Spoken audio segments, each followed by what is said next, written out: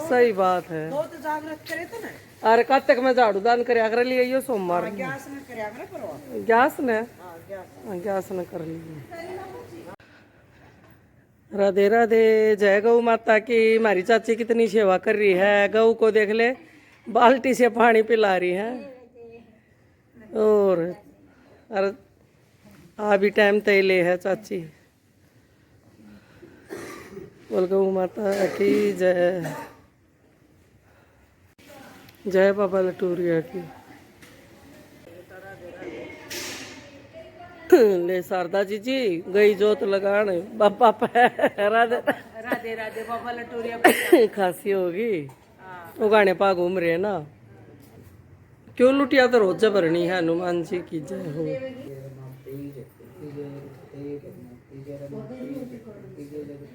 मिला दी है जोत, पथवारी माता की जय। आज जल निकल लगा, आज है संडे।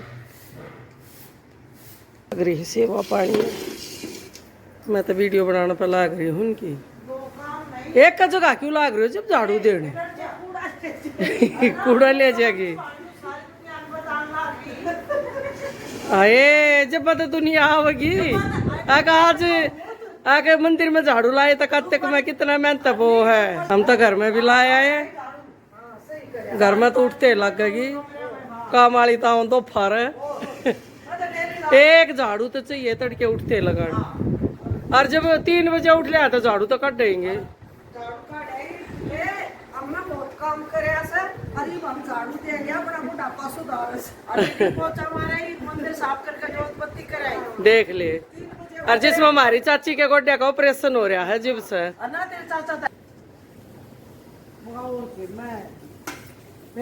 गीता राधे राधे। आज गीता भी पहुंच गई है। कल वीडियो देखी भाण की मैं सब पहुंच रही चल। सही कहा है। शारदा जी भी झाड़ू लगा रही है।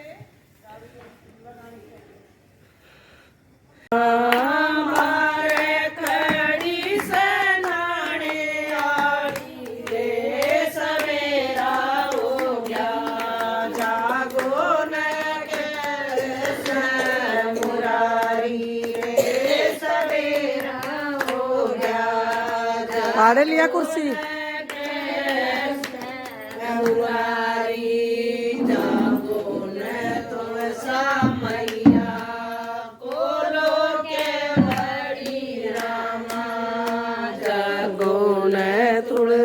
मैया खोलो के वाड़ी रामा बार खड़ी ससी चढ़ाड़ी रे सवेरा हो गया जागो ने के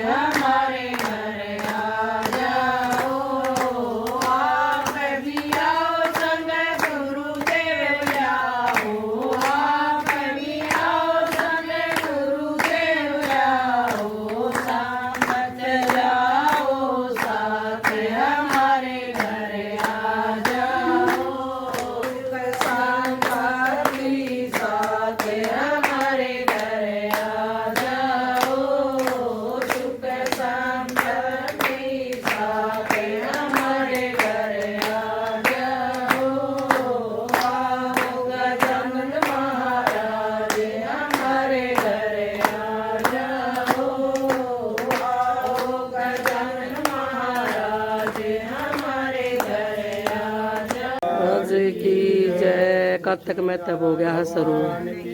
जय रामचंद्र भगवान की जय। हनुमान जी महाराज की जय। सभी देवी देवताओं की जय। कार्तिक महात्म की जय। नारायण नारायण नारायण शिव नारायण नारायण नारायण शिव नारायण नारायण नारायण शिव नारायण नारायण नारायण शिव नारायण नारायण नारायण शिव नारायण नारायण भगवान नारायण नारायण नारायण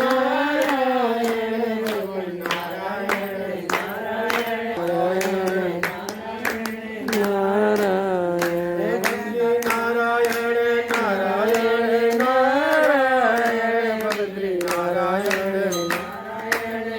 नारायण केदार नारायण नारायण नारायण केदार लक्ष्मी नारायण नारायण नारायण लक्ष्मी नारायण नारायण नारायण लक्ष्मी नारायण नारायण नारायण लक्ष्मी नारायण नारायण नारायण तिरुवन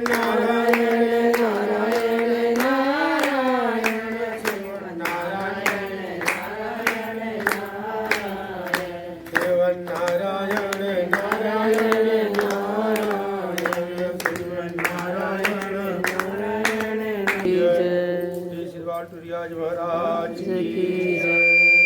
जियो क्या हो गया? सच्चित आनंद स्वरूप। भगवान श्री कृष्ण ने कहा, हे देवी, गुणवती अपने पिता व पति को राक्षस के द्वारा मारे जाने का समाचार सुनकर बड़ा विलाप करने लगी। हे नाथ, हाँ पिता, मुझको ताक कर तुम यहाँ चले आए हो। मैं अकेली कन्या हूँ, तुम्हारे बिना अब मैं क्या करूं? अब मेरे भोजन और वस्त्र आदि की व्यवस्था कौन करेगा? घर में स्नेह पूर्वक मेरा पालन पोषण कौन करेगा? मैं कुछ नहीं कर सकती। मुझ विधवा की रक्षा कौन करेगा? मैं कहाँ जाऊं, कहाँ रहूं? मेरा तो अब कहीं भी ठिकाना नहीं रहा। इस तरह रोती विलखती गुणवती पछाड़ खाकर पृथ्वी पर गिर पड़ी और मूर्छित हो गई और देर तक पड़ी रही। फिर जब होश में आई तो पूर्वत अत्यंत करुण विलाप कर शोक सागर में डूब गई। जब कुछ संभली तो उसे ध्यान आया कि मेरे पिता तथा पति की मृत्यु के पश्चात उनकी क्रिया करनी चाहिए जिससे उनकी गति हो सके। अतः उसने अपने घर की सारी वस्तुएं बेच दी। उनके बेचने से जो पैसे उसे मिले उसे अपने पति और पिता का श्राद्ध आदि किया। फिर वह उसी नगरी में रहती हुई भगवान विष्णु की भक्ति में आठों पहर रहने लगी। उसने जन्म से लेकर मृत्यु तक नियम पूर्वक सारी एकादशियों का व्रत और कार्तिक महीने का उपवास तथा व्रत किए। हे प्रिय, यह एकादशी और कार्तिक व्रत मुझको बड़े ही प्यारे हैं। मुक्ति भुक्ति पुत्रता संपत्ति को देने वाले परम पवित्र हैं। जो मनुष्य कार्तिक मास में जब तुला राशि में सूर्य आता है तो सवेरे उठकर स्नान करते हैं, व्रत का उपासना करते हैं, वह मुझे बहुत ही प्यारे हैं। क्योंकि यदि बड़े ही बड़े पापी भी हो तो स्नान व व्रत के प्रभाव से उनको मोक्ष की प्राप्ति होती है। जो मनुष्य कार्तिक के स्नान में जागरण, दीप दान तथा तुलसी के वृक्ष की रक्षा करते हुए साक्षात विष्णु भगवान के तुल्य। जो मनुष्य कार्तिक मास में मंदिर में झाड़ू लगाते हैं और स्वस्तिक बनाते हैं और विष्णु की पूजा करते हुए जीवन मुक्त हो जाते हैं। यह सुनकर गुणवती भी प्रतिवर्ष मन लगाकर कार्तिक का व्रत और भगवान विष्णु का पूजन करने लगी। हे प्रिय, एक बार वह ज्वरग्रस्त हो गई और दुबली हो गई। फिर भी किसी ने किसी प्रकार गंगा स्नान के लिए चली गई। गंगा तक पहुंची थी, किंतु शीत के मारे वह बुरी तरह से कांप रही थी। वह एकदम शिथिल हो गई। तब वह मेरे भगवान दूतों के द्वारा मेरे धाम को आई।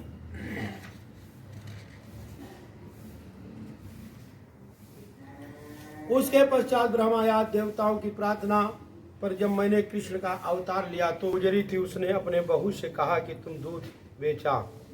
तो बहू दूध बेचने गई। कार्तिक का महीना था, वहां पर सब औरतें पीपल सींचने आती, तो वो अभी बैठ गई और औरतों ने पूछने लगी कि तुम क्या कर रही हो।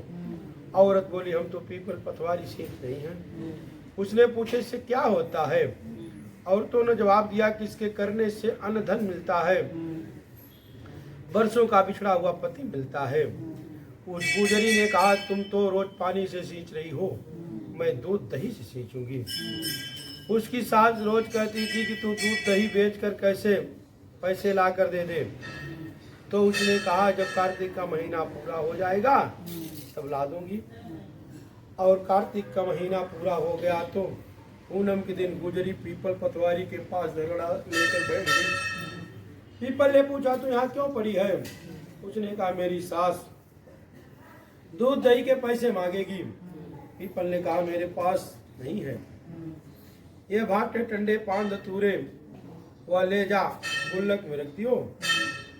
जब सास पूछा पैसे लाई है, तो गुजरी ने कहा हाँ मैंने पैसे गुल्लक में रखी है। तब सास ने गुल्लक खोल कर देखी तो सास देखती रह गई, उसमें हीरे मोती जगमगा रहे हैं, पत्तों का धन सा हो गया।